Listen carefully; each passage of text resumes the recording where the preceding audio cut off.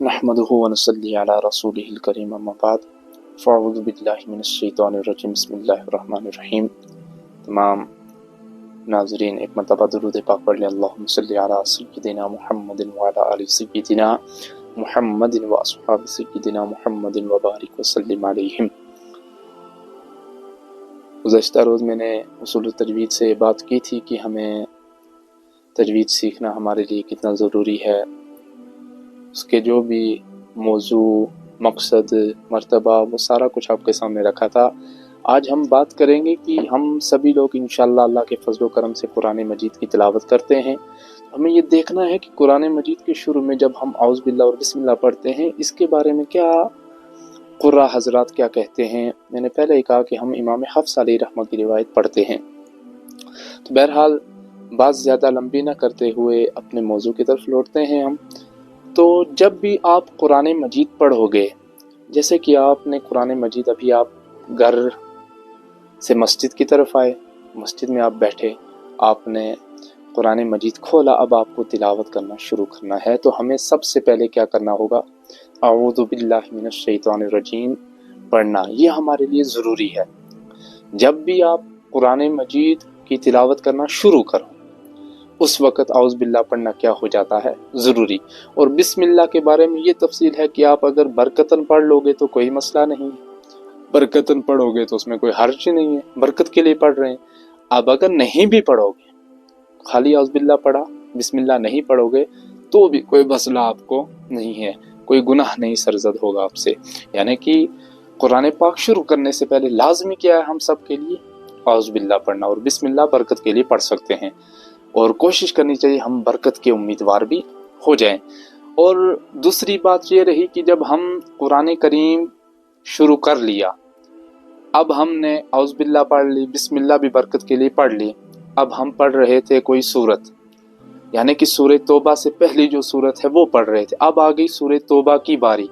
गोया कि अब सूरह तौबा के शुरू में हम बिस्मिल्लाह नहीं पढ़ सकते। खाली एक जगह है कि जहाँ पे बिस्मिल्लाह नहीं पढ़ा जाएगा कुरान करीम के अंदर, वो है सूरह तौबा का शुरू। क्योंकि बिस्मिल्लाह जो है ये आयत रहमत है, और सूरह तौबा जो है वो आयत गज़ब है, उसकी इब्तिदा वाली आयत जो है आयत गज़ब है। इसलिए हम बिस्मिल्लाह को आयत गज़ब से, रहमत वाली आयत को आयत गज़ब से नहीं मिला सकते।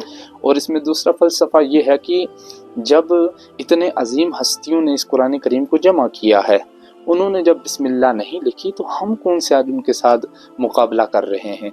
तो बहरहाल आप उस तरफ ना जाएं। तो जब भी कुरान शुरू करें तो औज़ बिल्लाह पढ़ लें, और बिस्मिल्लाह बरकतन पढ़ सकते हैं, लेकिन सूरह तौबा के शुरू में बिस्मिल्लाह ना पढ़ें। और अगर आप अभी सूरह फील पढ़ रहे हो, अलम तरा कैफ़ फ़अल रब्बुका बिअस्हाबिल फील, आपने इसको मुकम्मल कर दिया, कास्फिम माकूल, अब आपको दूसरी सूरत पढ़नी है, तो अब आपको औज़ बिल्लाह पढ़ने की ज़रूरत नहीं है। अब खाली आप बिस्मिल्लाहिर रहमानिर रहीम पढ़ें, फिर दूसरी सूरत यानी लिइलाफ़ि कुरैश शुरू कर सकते। ऐसे ही आप तरतीब वाइज जो भी सूरत पढ़ेंगे तो उसके शुरू में खाली फिर बिस्मिल्लाह ही पढ़ना है। लेकिन जब आपने कुरान पढ़ना शुरू किया, अभी आप बाहर से आए, कुरान खोलोगे, पढ़ना शुरू करोगे, उस वक्त औज़ बिल्लाह पढ़ना ज़रूरी हो जाता है।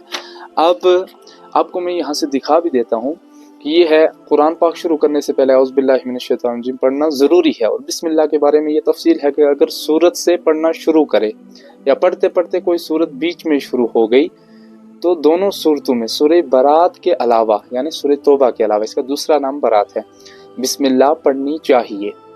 यानी कि आप कुरान पाक शुरू करने से पहले औज़ बिल्लाह पढ़ना लाजमी हो जाएगा, ज़रूरी। और बिस्मिल्लाह के बारे में यह है कि अगर सूरत से पढ़ना शुरू किया आपने, तो बिस्मिल्लाह पढ़ सकते हैं, या पढ़ते पढ़ते कोई सूरत बीच में भी आ गई, तब भी आप बिस्मिल्लाह पढ़ सकते हैं। लेकिन अगर बीच में सूरह बरात आ रही है, सूरह तौबा, तो बिस्मिल्लाह नहीं पढ़ना है। और अगर किसी सूरत के दरमियान से पढ़ना शुरू किया, खास सूरह बरात ही के दरमियान से, ये एक बात भी याद रख लें, अगर आप सूरह बरात ही के दरमियान से पढ़ना शुरू करोगे, वहां से भी बिस्मिल्लाह पढ़ सकते हैं, दरमियान से, याद रख लेना चाहिए। किसी भी सूरत के दरमियान से पढ़ना शुरू करोगे बिस्मिल्लाह, कोई हर्ज नहीं है। लेकिन सूरह बरात के शुरू में बिस्मिल्लाह पढ़ने की कोई इजाज़त नहीं है। अब अगर नहीं भी पढ़ोगे तो इसका इख्तियार दिया गया, पढ़ोगे तो बरकत होगी, नहीं पढ़ोगे तो कोई गुनाह सरजद नहीं होगा।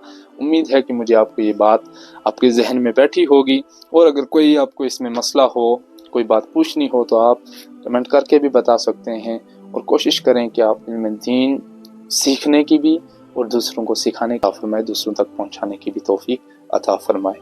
व आखिरु दावाना अनिल हम्दुलिल्लाहि रब्बिल आलमीन।